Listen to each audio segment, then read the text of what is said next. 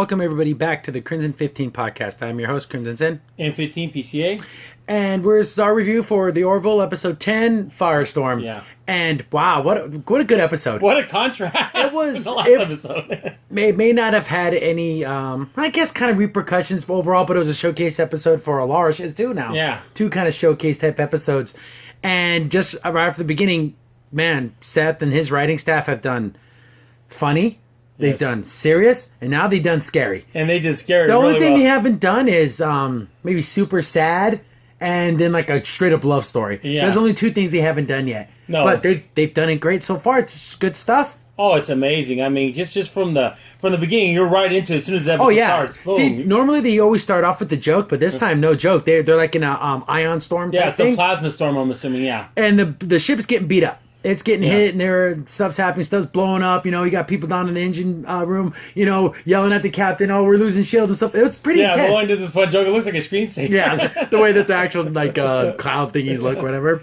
But we get a call from Newton, who is the chief engineer. He's like, "Hey, we need to transfer power, stuff like that." But then things are exploding, and a bulkhead falls on one of the other engineer guys. Yeah. They can't get it off him. He's like, "We need a Lara because." Laura's really strong. Yeah. And we need her down here to help us. She's running down there. She's getting down there, and she's in the engineering room. And between her and the guy trapped is a fire. The fire just explodes right as she gets down there from like one of the tank valves, whatever. And so there's a stream of fire in front of her. She pauses. She gets and scared. she gets shell shocked. Yeah. Like she's staring the headlights. And then the other Newton, the head engineer, is like, "Oh, we need your help. We need your help." She moves the bulkheads, and by the time she does it, dude's dead. The second one falls on him. Yeah. At that point. Yeah, he's dead. He's dead. Yeah, you could tell. Like his eyes are dead. And I'm like, oh my goodness, someone actually died. Like, and then next scene there's like the funeral, and everyone's there, and Captain Mercer, the head engineer does the eulogy, and he does a couple of jokes in there because he's like, I knew him since we were we went to summer camp together. Yeah, and there's a couple like fun stories in there, but it really sounds like a friend telling a story about his friend. He goes, that his last name is Pain. He would have liked because he probably was in a lot of pain when he died. Yeah. But he would like that humor. That was He goes, that would be his joke. He wouldn't get mad at someone making that kind of joke. And he's like, he's my friend, and I'm gonna miss him. And he was the best. And then you see Laura there, and she's crying because she feels like if I would have got there a little sooner, and that's kind of the whole encompassing of this episode is Laura dealing with that trauma of stopping. It's so bad she's doing the boxing simulation and she's just like going all out on the bag like just crazy. like Captain America. Just busted in like nothing. And she's doing that's how she's dealing with this pain is like through fighting. And then Dr. Finn and Kelly walk in and saying, "Hey, you've been at this for a while, you could talk about what happened, and you when you failed to save him, he would have probably have died anyways." She's like, that first bulkhead that hit him caused so much internal damage. She's like, I don't even know if I would have been able to save him. And she goes, then the second one might have hit you. You might have died. Yeah. Who knows what would have happened there. Yeah, we might have lost an engineer and our chief of security. Yeah. But Laura's just blaming herself. Oh, she's saying, well, tell that to his kids, his parents, and she's just all upset. But it is sad.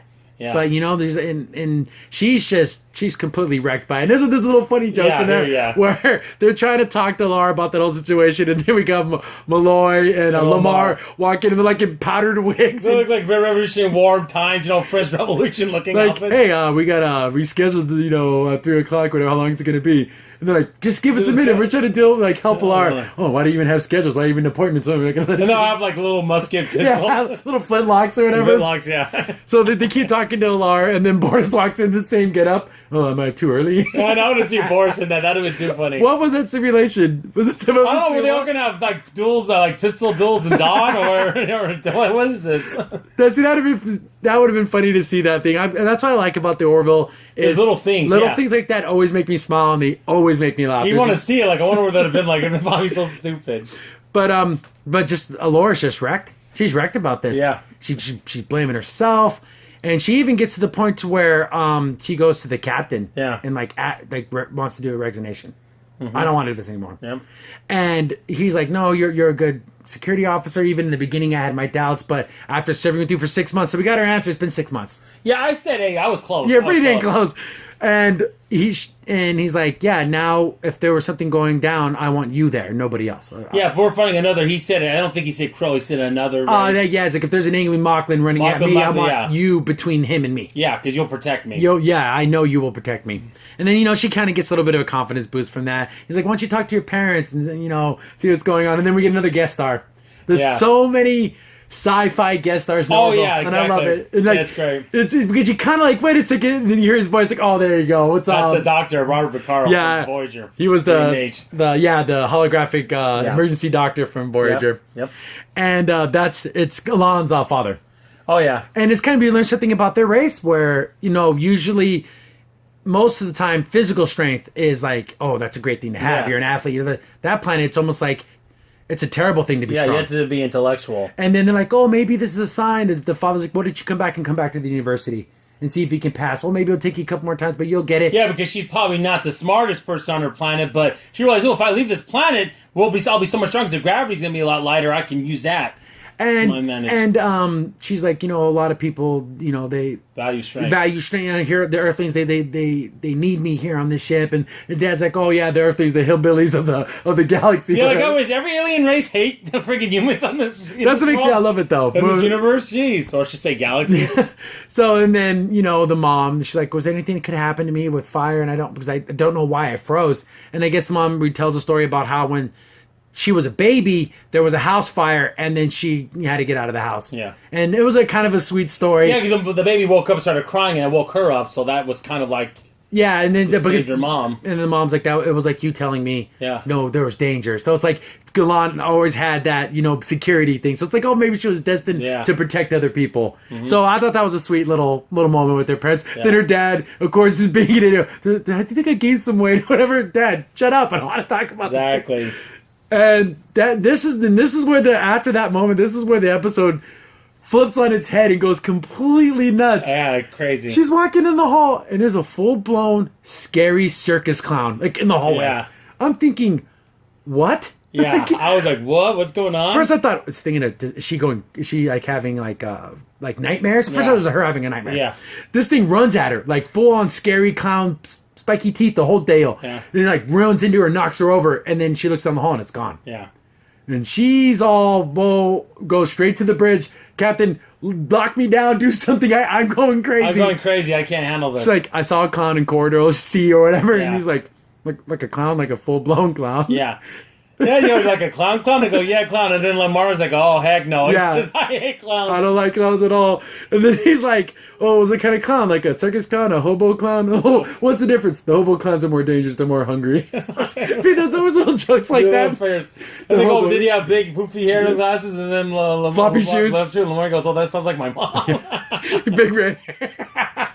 See, there's always these little things that make you laugh, but it was a scary scene. Oh, it was pretty scary. It's so out of place. Yeah. That's what kind of with horror and just scary things in general. It's having something that shouldn't be there and it doesn't make sense. Yeah, and again, it's a psychological. It gets to you. But it's kind of funny because, like, at this point, she's so distraught because Lieutenant Catan, even early on, to Maximilian, she told him, you guys got to leave. You got to leave. That's how upset she was. Yeah. So this whole day, it's just been terrible for her. Yeah. And she's like, okay, well, look at the cameras to see if it's there. And then look at the security footage, and that freaking clown is on security footage. And even Lamar's like, what's there? I'm not looking. The clown's there. He turns and looks, oh, damn. No, it's real, damn it.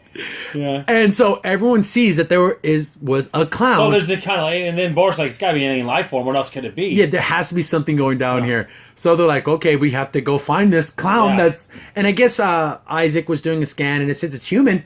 Yeah. So there's some human clown man running around the horde. Oh, I know, right? So like, okay, we got to go find this thing. So everyone kind of splits up. Scooby-Doo. We have to all split up and find clues. But they're going to go search for this thing.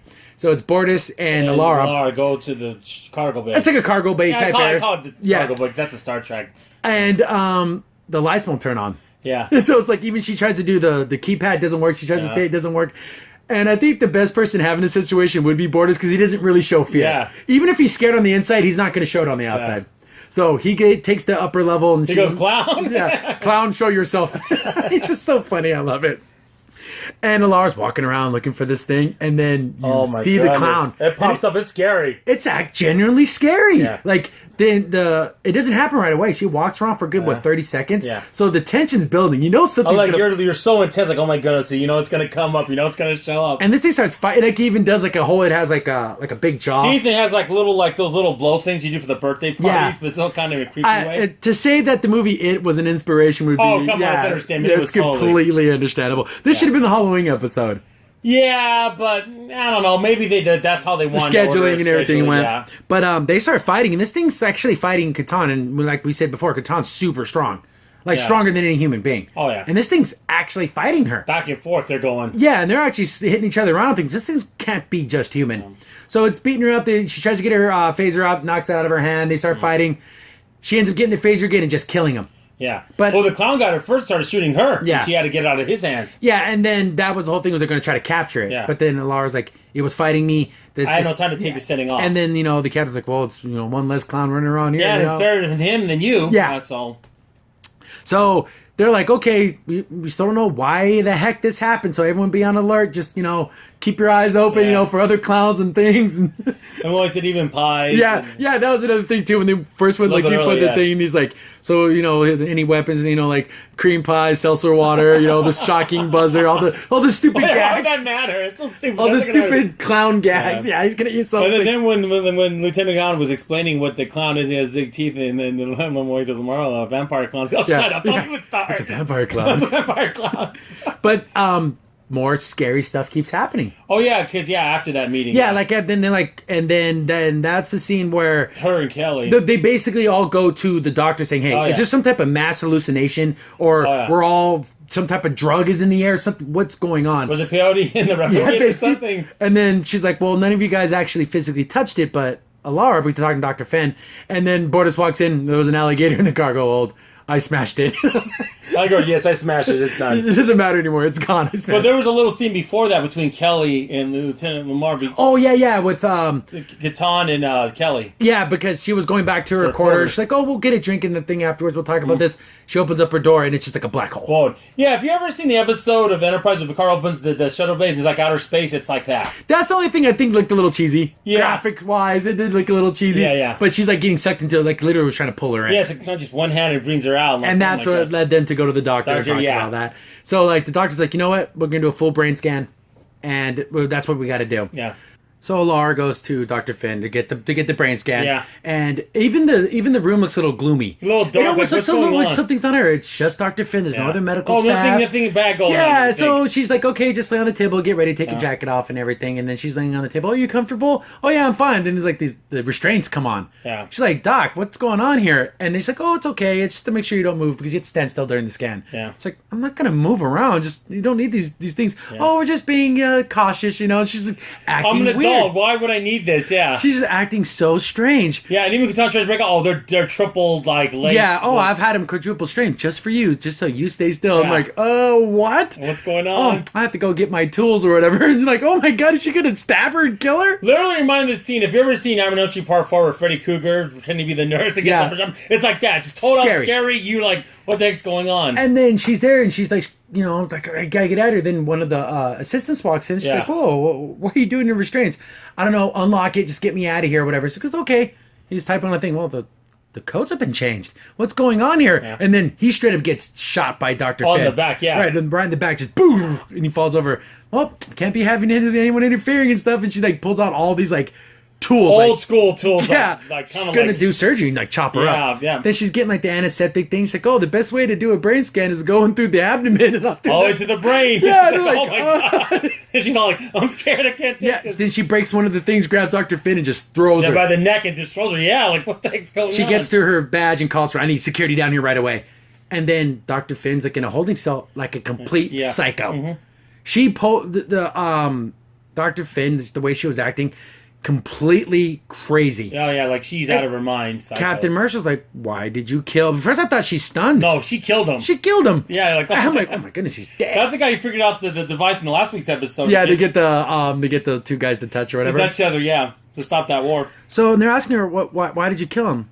And she's like, oh, I'm really hungry. I want a pizza. And Border's like, what type of pizza? And then Captain was like, no, she's not getting any food until she answers her. Yeah, if you don't answer, you're going to stay there a long time. And she's like crawling around the cell and like a psycho, like a full-blown crazy person. Yep. And she's like, you know what? I could tell you this right here. Hey, Captain, have you ever looked out in the darkness and so dark in outer space, but there's things out there and you can't see them, but they're coming for you. And it's like, oh my goodness. Stop. What is this?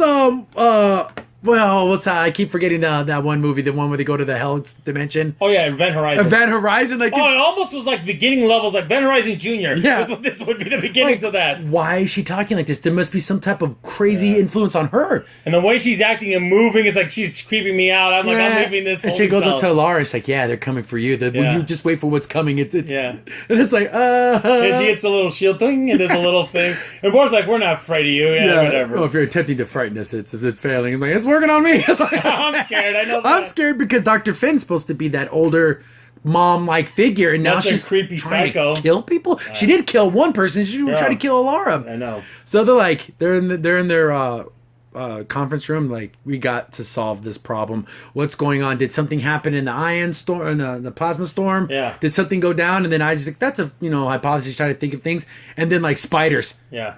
First one shows up on the desk, and then they're everywhere, like coming down from the walls, it's so scary. like a cascade. Let's run out of here, and they grab the phaser. We're gonna go in there and do probably put a big sweep on it, like the beam of the phaser will probably be like a widespread. But they're all gone when they go back. They're all gone. Like, oh my goodness. So there's something crazy going down. Even a little bit earlier, even Lamar, we were talking about, are we in hell? Is this purgatory? Did we all die? Like, what is this? It's so weird. And this is the part in the episode I'm thinking, how the F are they going to explain this? Yeah. Dr. Finn killed a guy. There's people, there's just craziness. And then they split up, and this time it's Catan with Malloy. Well, and so they're walking and talking, and then he's like, all the stuff's going down, and he's like thinking, what if that spider like planted an egg in my head, and then it explodes, and the baby spider's going? Don't worry, don't think about it. Maybe our thoughts are causing this stuff. Yeah, don't say crazy, stupid crap like that, because it might actually come true. Yeah. Then they're gonna take and he says a 10 moment, but they don't blame yourself for what happened. And then that was like the whole thing is. That's when I started thinking, is this some type of thing in her head where she's punishing herself for not doing a good weird, job? Like, we don't know what's going on. They open the elevator door, and this giant mutant spider. Oh yeah. Like right at it, like doom. This spider comes out, and they start shooting it. It's not doing anything. It's like, we got to run. Yeah. They're running away. It gets Malloy and like eats him. Yeah. And like, Malloy's dead. I'm like, they got to find a way to fix this. There's no way this is real. She's saying, oh please, someone, we need help. Malloy's dead. Yeah, nothing. And that's when the episode kind of pulls out, and she's running down the hall, and then it zooms out, and you see like it's kind of like a hologram looking thing, like, and you see the rest of the crew, Captain Mercer, Finn, Isaac, and Bordas. Was Bordas up there? I don't think he was. I don't know. And it's like, we got to end this right now. I'm like, oh, okay, it's a simulation. Before she fights Isaac, which is a great fight, by the way. Yeah, they fight a couple of times. Yeah. And she has that big power, like she got like a bigger rifle and just like kind of shot him. Oh yeah, that was cool. And that's when his eyes turn all red. It's like super scary. Oh, they're gonna get you. Oh, you're like, oh my goodness, it's scary. And then you find out, it's all simulation. Yeah. Which is, I think that's the only downfall of the episode. It's a little cop out. It's a little cop out to me. I wish they would have said that to the very end. But I can see why. You know what? It was getting so intense. So intense. I'm thinking like even some producers in Fox probably came in and said, "Yeah, if you want to continue on to go, no, you got to say it's not real. We got to let the audience know that this isn't real." So basically, they're like, "Okay, we got to shut it down. Her adrenaline levels through the roof. She's gonna have a heart attack again." Yeah. And then they're like, "Isaac, I can't do that." Well, what do you mean? She's like, "I guess there's some order 38 or something like that where a security officer can get clearance even over a captain." Yeah, they said head of security. And in an emergency situation, but since this is not an emergency situation, technically she could get court-martialed for misusing. Because Mercer's saying, "Oh yeah, you know that if I was drunk or something." Okay, if there's like an alien influence or the captain's really drunk, oh yeah, that's the one. He doesn't know what he's doing. He's so inebriated. Yeah, they were just confined to his quarters at that point. That's what makes it funny. But so I guess she did this thing saying, I have to finish this program. Do not let me out. Yeah, so that's how crazy it goes. So she goes in the bridge. But I'm thinking about that. I'm like, but at that moment, I'm like, why wouldn't she know this is a simulation then? Like, so it had to be something she did to herself. Yeah. How would she not know? So we're like, that's another question. So it goes right back to the simulation. She's making her way to the, she does the engine room.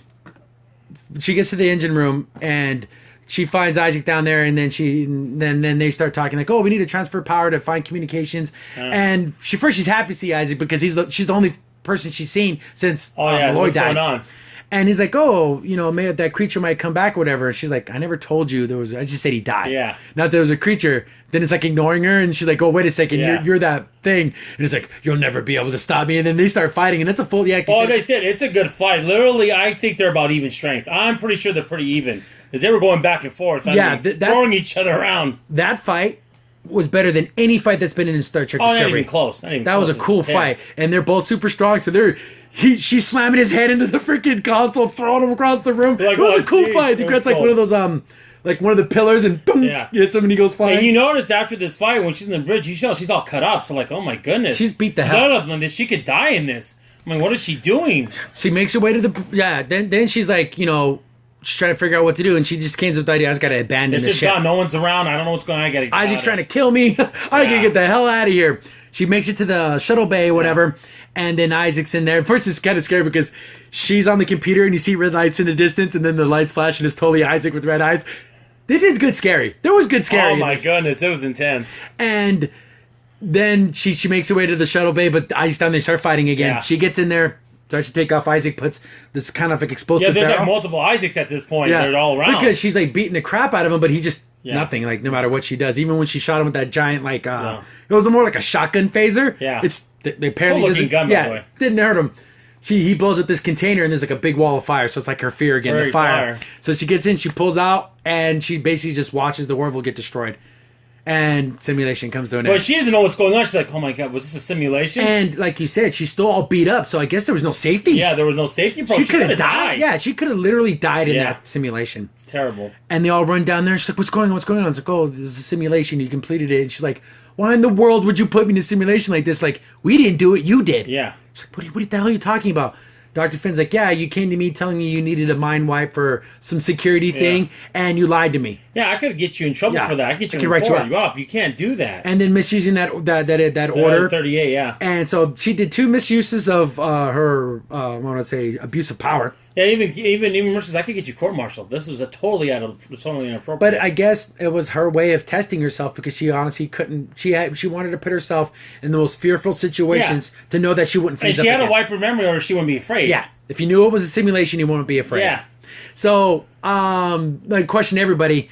Do you think she should get in trouble for this? Yes, because I'm about to say I think this makes her less than a stellar security officer because she disobeyed the rules. She twisted them to get what she wanted out of this, but going through the simulation, she shouldn't have done that.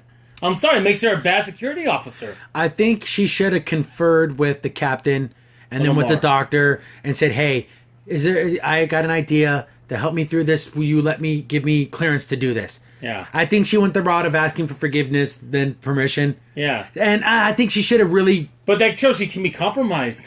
She compromised herself. Yeah, I know, but still, it's a little... It's not the same. By compromising herself, she compromised the ship. They needed security out there. Yeah. But no one else was in danger, though. I think she should have talked to the captain. And left the safeties on. Yeah, I know, if that's even a thing. I can't imagine it would be because why would you do things with guns and stuff if you could really die? Yeah. So I'm assuming she took the safety. Yeah, we saw Fink Lock. Something like you have to. Or maybe the even little Mexican shootout they had that other episode. It was a dance-off, but yeah. So I'm assuming there must be some type of safety protocol. And then the worst person to use is Isaac because he needs to be so clinical about it. He's going to make it super scary. But then that was the whole thing. Isaac's someone who set up the program. Yeah. He did a damn good job of making it scary. That's also kind of scary. Isaac, he really knows the crew really well. That's kind of scary in its own way that a machine would be able to do it that well and that convincingly. I'm conflicted about punishing Catan for what she did. I think she should be punished. I think there should be something. I don't think it should be like an expulsion or anything like that, but a reprimand. Definitely. Yeah, but she's already got 2 already. There's something, I don't know, but that's another thing. Maybe there's something else Mercer has to think about. Maybe. They kind of gave her a pass on it. And we were thinking that something scary was going to happen at the end, but nothing scary happens at the end. Like, oh, thank God. Oh, we're watching, okay, is this fake? Is this fake? Oh, so you see the clown? Oh, no. Yeah, that's something scary. That would have been great, but that would have been a totally different movie. At this point, it is a vampire. Yeah. What's going on? I'm glad they did like it. There's been episodes with like nightmares and kind of scary things and other... No, but this is taking it to the extreme. It kind of reminds me of I think it was the 3rd episode of Discovery where they went on that Klingon ship and it was all scary and dark. But this was way more scary. That didn't scare me at all. It was more irritating Yes. And since it came so soon, I didn't care about any of the characters. No. Here, I cared about all the characters and the things they were going through. Yeah. And when I thought it was real, I'm like, oh my goodness. I even cared when Finn's assistant was dead. Like, oh my gosh, she just killed her assistant. Oh my goodness. Yeah, like she just straight up shot him in the back. Yeah. And how Dr. Finn was acting all crazy. I was honestly worried. She was scary when she was on top of the, I guess, equivalent of the bio bed, and when she was going to do the Catan. But when she's in that cell, oh my goodness. Creep factor 100. Oh my gosh. In the same way as like in a Hannibal Lecter. Yeah, that's what it felt like. Even though he's behind glass and he can't get scared. to you, he's still scary. She just projected that fear. Like, man, that was so good. Overall, another good episode. I don't say for a sci-fi episode. It's a little less. It's a little better than last week's in that term. In sci-fi terms? Because at least there was an element of using the holodeck. At least there was an element of something happening that was sci-fi with that plasma storm. So there was elements in it. Yeah, I can see the sci-fi element because of the holodeck, and we keep calling it a holodeck because that's what we're going to call it. I'm sorry. Until they come with an official name, the simulation room, whatever. But it did have that sci-fi element, but I think this could have been like a nightmare scenario too. Yeah, like it was just in her head, but since it did have that thing, I guess that is the quote-unquote sci-fi part. But, and again, no transporter, so there's no way to get her out. So that was another thing. That, again, because if she could have transported to the engine room, she could have been there quicker. Yeah. But I like the idea that there is no transporters in this show. It just makes things a little more urgent. You have to move. You have to get there. Yeah, exactly. So when you're sneaking around and stuff, like when they're on the corridors and everything, and they couldn't just, lock onto the guy and transport him to the brig or whatever. Exactly. You have to go get him. Yep. So overall, I liked the episode. It was fun. Again, the tension was great. The scares were pretty legitimate, good scares. Yeah, they were. And I wasn't expecting a scary episode ever. No. I was definitely not expecting that, which is cool. This part of fun just showing off. See, I could do all these different things in this genre and just nail it. I think I brought it up earlier. Like, the only thing they haven't done is like a straight up love story and a super sad story. But those are coming. But there was a little bit of sadness. That guy did die in the beginning. Yeah, he did. We didn't get to know him because he wasn't like a main character, but he was friends to Newton. And that was like his... but it was also kind of sad too because I thought, when she's first on fire, maybe it was that alien influence. But no, that was just the fire thing. She just straight up panicked. Yeah, that's scared. Like, oh, that's terrible. And that's a real thing that does happen to people. You know, you don't know what you're going to do in a high stress situation. You can train all you want, but when the stuff really hits the fan, and sometimes you will freeze up, and it's terrible. Especially when you know you could have done something. Yeah, exactly. And I thought it was kind of funny by Finn and particularly Mercer's reaction. They weren't mad at her that she froze up. They were mad at her she did the simulation. Yeah, that was more alarming to them than anything else. Yeah, like again, I remember I said a little bit earlier. You know. Just her getting in trouble for this. Yeah, there should be something. I don't think she should be like, a reprimand. A reprimand. It's like a talking to. Yeah. But she's had a couple of those now. Those things add up. Yeah, they do. But I don't know if they're going to even continue that continuity. I don't know. Of that. I doubt it. But I pretty much think we touched on everything. Yeah, I don't think there's much just to touch on. So thanks for watching, guys. Remember, like, subscribe, share. Yep. We'll always do our comment videos. We'll do that on Wednesday coming up. Yep. I've been your host, Crimson Sin. A15 PCA. Thanks for watching. See you later. Bye.